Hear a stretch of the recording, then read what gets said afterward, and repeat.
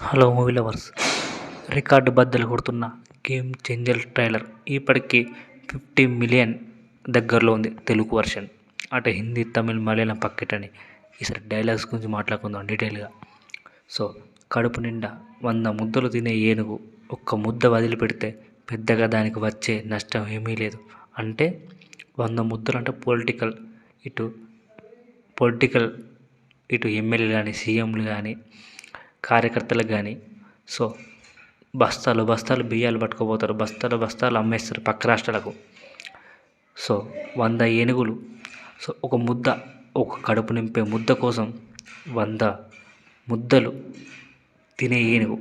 So, ఒక ముద్ద పెట్టడానికి ఒక పొలిటీషియన్ 100 ముద్దలు తినేస్తాడు. సో,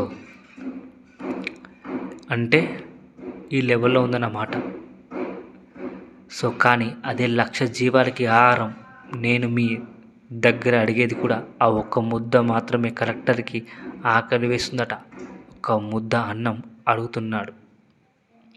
సో, ఐఏఎస్ బాడీ సేవ చేయడం కానీ, సంపాదించడం కానీ కాదు. నేను సత్యం మనిషి, స్ట్రైట్ ఫార్వర్డ్. సార్, బాడీ మాత్రమే సైడ్లో వెళ్తుంది.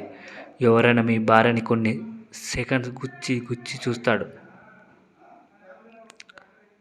ఇలాగే సార్ అంటే అదొక ఫన్నీ ఎలిమెంట్ మాత్రం.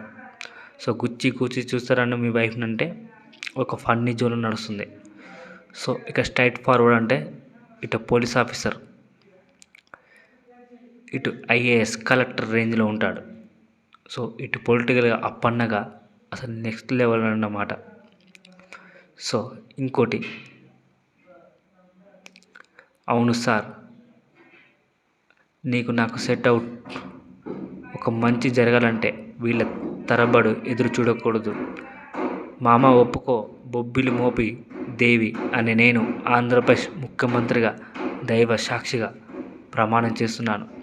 విజయ్ సూర్య, నువ్వు 5 సంవత్సరాలు మాత్రమే మినిస్టర్, నేను చనిపోయే వరకు ఐఏఎస్.